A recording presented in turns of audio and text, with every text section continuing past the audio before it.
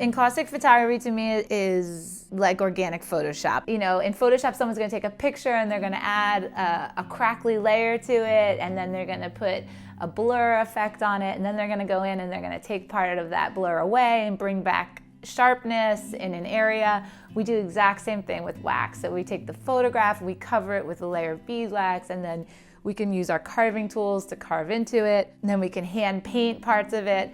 You have a top layer, you know, you have surface, depth, and mark making that happens just by hand. I graduated with my MFA in '97. In college, for my graduate show, I discovered beeswax. I made one piece for my MFA show that had a black and white photograph. It was mounted on a panel and I poured beeswax on top of it.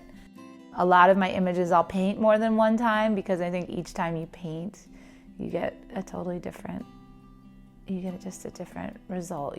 How thick it is, the way you brushed it, how much texture did you draw in it.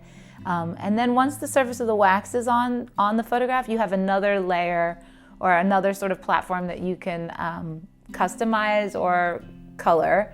And I use some RNF oil sticks as this sort of the top layer to re-enhance the wax that I've put over the photo. So I love Hanemule papers. I've been using Hanemule papers since about 2005, so at least 10 years.